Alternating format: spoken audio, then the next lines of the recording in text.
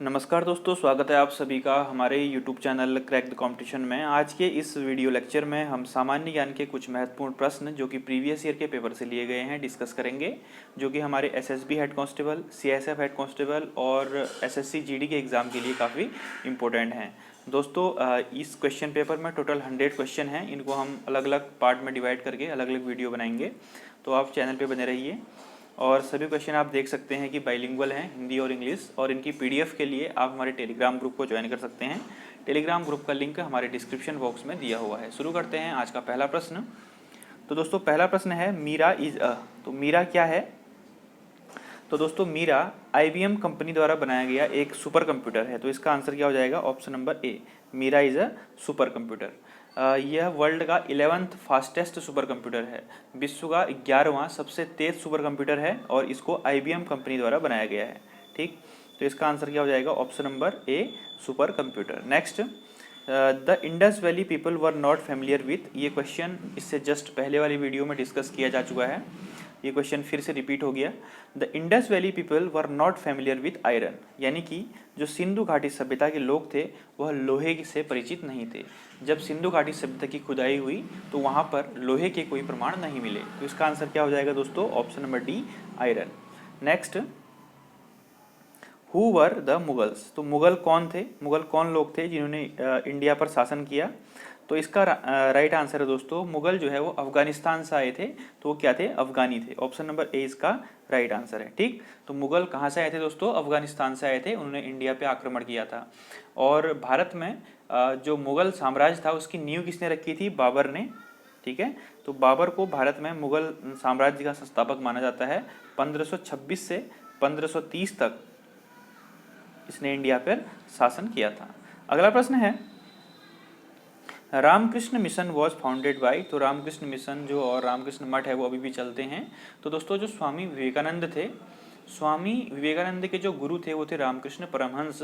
तो उनकी मृत्यु के पश्चात स्वामी विवेकानंद जी ने रामकृष्ण मठ की स्थापना की थी। ठीक है, एक सामाजिक कार्य करने वाली संस्था होती है।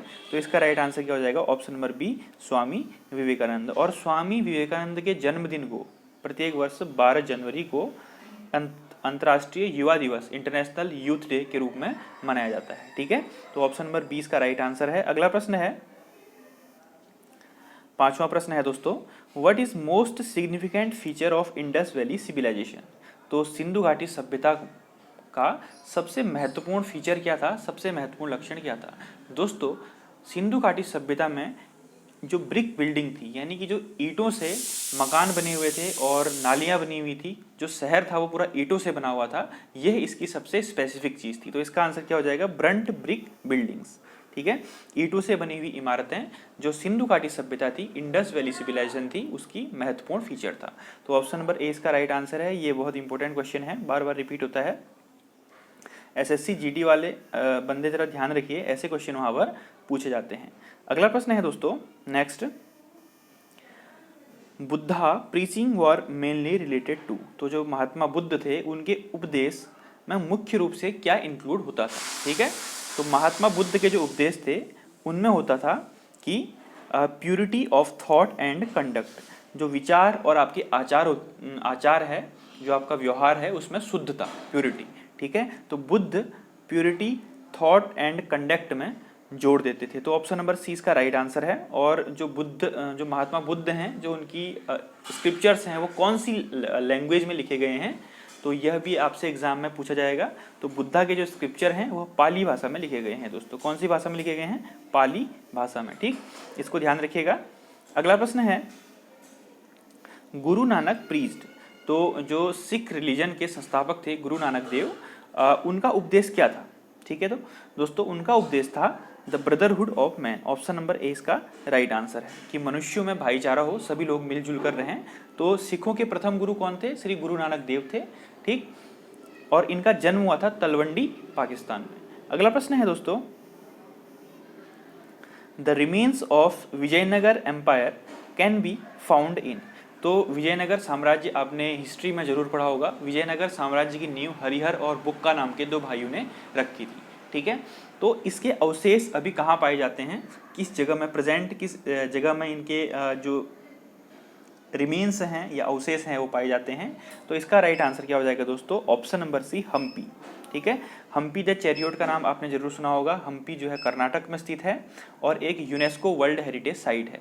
यूनेस्को की विश्व विरासत सूची में हम्पी आता है। ठीक है दोस्तों, और हम्पी का जो रथ है जिसको हम्पी द चैरियट कहा जाता है, उसका चित्र हमारे जो नया 50 रुपये का नोट है उसके पीछे चित्र है। ठीक, तो ये भी ध्यान रखिएगा कि हम्पी द चैरियट जो है वो 50 रुपये के नोट के पीछे अंकित है। अगला प्रश्न है, the famous court poet of Akbar, Akbar Mughal बादशाह, उनके दरबार के सुप्रसिद्ध कवि कौन थे। ठीक है, तो famous court poet of Akbar, option number D जो है दोस्तों, रहीम, इसका राइट आंसर हो जाएगा। ठीक है, अकबर के दरबार के सुप्रसिद्ध कवि थे रहीम, जिनको कि अब्दुल रहीम खान खाना भी कहा जाता है। इनको क्या कहा जाता है दोस्तों, अब्दुल रहीम खान खाना। ठीक है, तो अगर ऑप्शन में कहीं पर अब्दुल रहीम खान खाना आएगा तो उसको भी आप टिक कर सकते हैं, या सीधे सीधे रहीम को भी आप टिक कर सकते हैं। नेक्स्ट, अगला प्रश्न, Raja Ram Mohan Roy was not connected with. तो राजा राम मोहन रॉय किससे संबंधित नहीं थे। एसएससी जीडी का बार बार पूछा जाने वाला क्वेश्चन है दोस्तों। तो राजा राम मोहन रॉय ने इंडिया में क्या किया था, एबोलिशन ऑफ सती, सती प्रथा का अंत करवाया था, विधवा पुनर्विवाह करवाया था, और ये मॉडर्न एजुकेशन के बहुत बड़े पक्षधर थे। तो इन्होंने क्या किया था, जो हमारा इंग्लिश थी, लैंग्वेज थी हमारी एजुकेशन में, उसका प्रमोशन किया था। तो इन्होंने कौन सा काम नहीं किया था, option number D, Sanskrit education से इनका कोई संबंध नहीं था। ठीक, आप कमेंट बॉक्स में बताएंगे कि राजा राम मोहन राय ने किसकी स्थापना की थी। ठीक है, किस चीज़ की इन्होंने स्थापना की थी, इसका आंसर आप मुझे कमेंट बॉक्स में बताएंगे। अगला प्रश्न है, who was the president of Indian national Congress when India became free. तो ये क्वेश्चन काफ़ी बार हमारे एग्जाम में पूछा गया है। भारत की स्वतंत्रता के समय भारतीय राष्ट्रीय कांग्रेस यानी कि इंडियन नेशनल कांग्रेस आईएनसी के अध्यक्ष कौन थे। 1947 में जब भारत आज़ाद हुआ तो उस समय भारतीय राष्ट्रीय कांग्रेस के जो अध्यक्ष थे वो थे आचार्य कृपलानी, यानी कि option number C, J B Kripalani इसका राइट आंसर है। ठीक है दोस्तों, ये क्वेश्चन बहुत इंपॉर्टेंट है, ये बार बार आपके एसएससी जीडी और पैरामिलिट्री के एग्जाम्स में और रेलवे के एग्जाम्स में पूछा जाता है। Next question, the first satyagraha campaign of Gandhi ji was started at. तो गांधी जी ने अपना सत्याग्रह का प्रथम प्रचार जो है वो कहाँ से आरंभ किया था, और इसका सन भी कभी कभी पूछ लेता है। तो गांधी जी ने 1917 यानी कि 1970 में बिहार के चंपारण जिले से अपना सत्याग्रह स्टार्ट किया था। कहाँ से किया था दोस्तों, बिहार के चंपारण जिले से, और कब किया था, 1917 में। मोस्ट इंपोर्टेंट क्वेश्चन टिक कर लीजिए, ये आपके एग्जाम में पूछा जाएगा 101%। अगला प्रश्न, हु गेव वल्लभ भाई पटेल द टाइटल ऑफ सरदार। देखिए, वल्लभ भाई पटेल को क्या कहा जाता है, लौह पुरुष सरदार वल्लभ भाई पटेल, यानी कि इनको आयरन मैन ऑफ इंडिया भी कहा जाता है। अगर आपसे पूछा जाएगा क्वेश्चन में कि आयरन मैन ऑफ इंडिया किसे कहा जाता है, तो सरदार वल्लभ भाई पटेल को कहा जाता है। और इनको सरदार की उपाधि किसने दी। ठीक है, वल्लभ भाई पटेल को सरदार की उपाधि दी थी महात्मा गांधी ने। ऑप्शन नंबर 20 का राइट आंसर हो जाएगा, मोहनदास करमचंद गांधी महात्मा गांधी का पूरा नाम है। दोस्तों, भारत के स्वतंत्र भारत के पहले home minister, first home minister, गृह मंत्री, और पहले उप प्रधानमंत्री, डिप्यूटी प्राइम मिनिस्टर कौन थे, वो थे सरदार वल्लभ भाई पटेल। ठीक, ये इन्फॉर्मेशन आप याद रखिए, ये क्वेश्चन एग्जाम में पूछा जाता है। नेक्स्ट, अगला प्रश्न है, one astronomical unit is the average distance between. तो एक खगोलीय एकम, जिसको हम AU के नाम से जानते हैं, एस्ट्रोनॉमिकल यूनिट, वह किसके बीच की एवरेज डिस्टेंस होती है। ठीक है, तो सूर्य और पृथ्वी यानी कि अर्थ और सन के बीच की जो एवरेज डिस्टेंस होती है दोस्तों, उसको क्या बोला जाता है, एस्ट्रोनॉमिकल यूनिट बोला जाता है। और एक एस्ट्रोनॉमिकल यूनिट कितनी होती है, 93 मिलियन माइल्स। ठीक है, एक astronomical unit equal to 93 million miles, इतनी डिस्टेंस होती है सूर्य और पृथ्वी के बीच में। अगला प्रश्न, 15वां प्रश्न, आज का लास्ट प्रश्न है दोस्तों। इसके बाद के जो नेक्स्ट क्वेश्चन होंगे उनको अगली वीडियो में डिस्कस किया जाएगा। The velocity of wind is governed bye.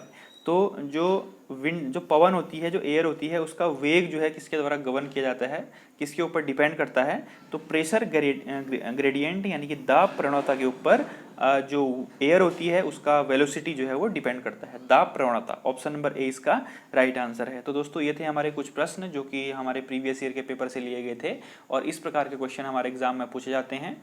अब नेक्स्ट वीडियो इससे आगे के 16 से लेके 15 क्वेश्चन और जोड़ लीजिए उसमें, वो क्वेश्चन हम अभी नेक्स्ट वीडियो में करेंगे। थैंक यू दोस्तों, जय हिंद, जय Bharat, God bless you all.